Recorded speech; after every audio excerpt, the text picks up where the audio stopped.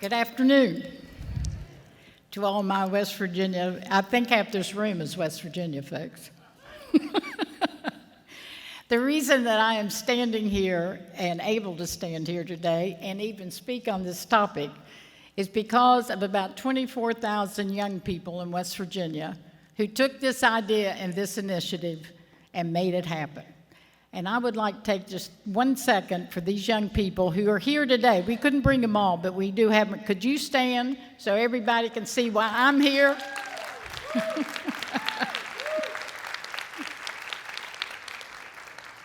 I've been in education a long time, folks, more than I'd like to admit.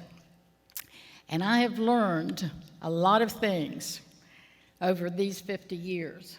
But in the past 5 years with Simulated Workplace, I have really learned more than the total 40-some years before.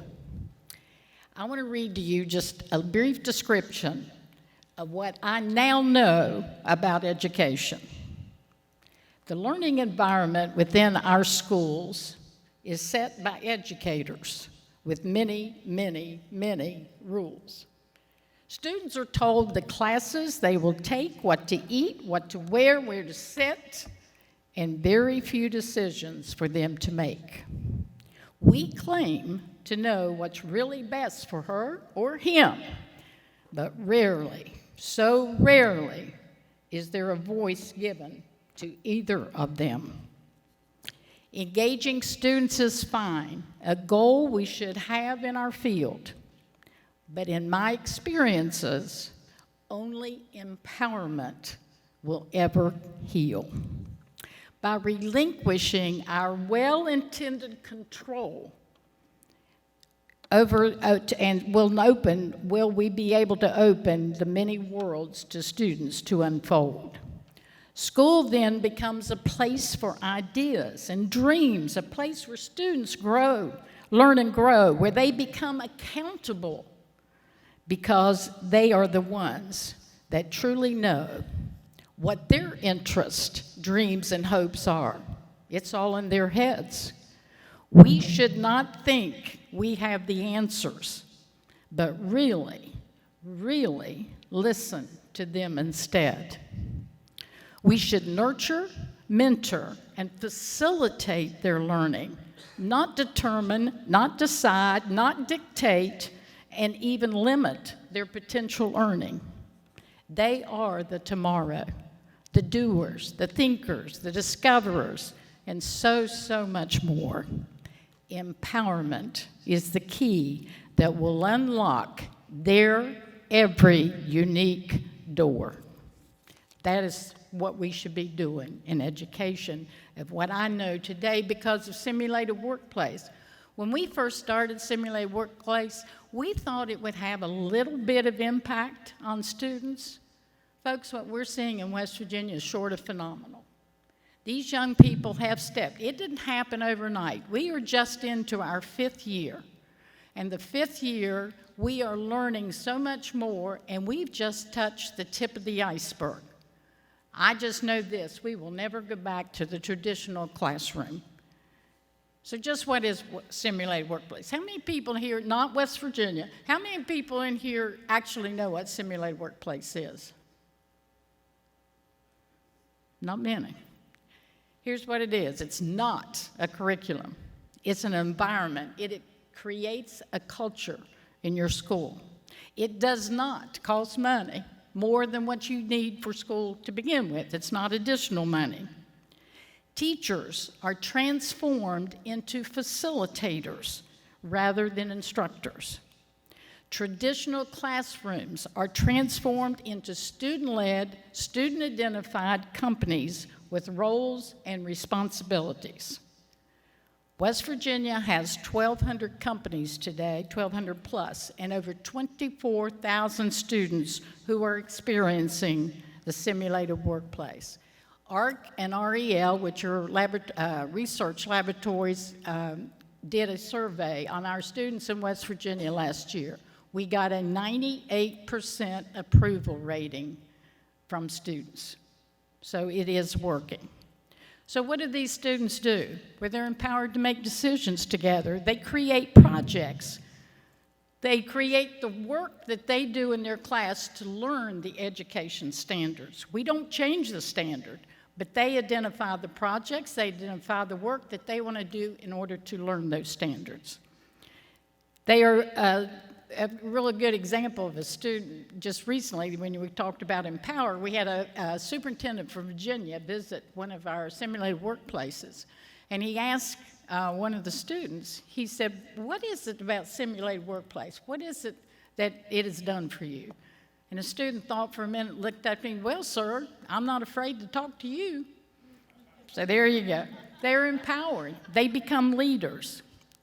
Our technical assessments that we just did this year, they took a pre-test and a post-test. And by the way, we scored above the national average across the board because of these, I think because of these companies. But here's what happened. In the pre-assessment, students went in to see a baseline of where they stood on the technical assessment. When they came out, I saw two company leaders over in the corner just talking furiously, writing down stuff as fast as they can write. And I walked over there and I said, what are you doing? They said, well, we want to write down stuff that on the test that we didn't know, because we're going to take this list back to our instructor and say, this is what we've got to learn. You tell me when that's ever happened in a class. It doesn't. Because these kids are empowered. Because of that, our attendance rates have gone up.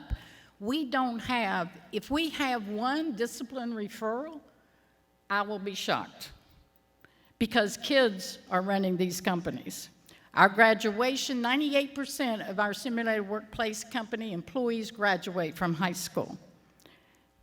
We used to send grant writing into the State Department from our instructors. They needed some kind of equipment, so they would write me and ask for a grant to get the equipment. That quit. Students write the grants. Students tell me why they need this equipment in their room and what they're going to learn from it and why they need it and what skill sets they'll learn. And the students determine it and write it, not an instructor. In addition, they get credentials. Students now in West Virginia, our students attend professional development with their instructors. You talk about changing an atmosphere in professional development, bring students in with the instructors. What has happened is they push the edge or the envelope with their instructors. An example would be I'll make this up, but if you want to build a rocket, the teacher or instructor said, well, we're just going to build the platform. And the kids said, why can't we build the rocket? It's pushing everybody forward. And our young people, these young people, are stepping up to the task. We have had students have patents now on ideas that they've created. There was one simulated workplace company in Putnam County where 3 young men designed and fabricated a shield for a chainsaw. Doesn't exist in the United States. This is what happens when you empower students. Leadership, we have students now that run the business advisory groups at our programs.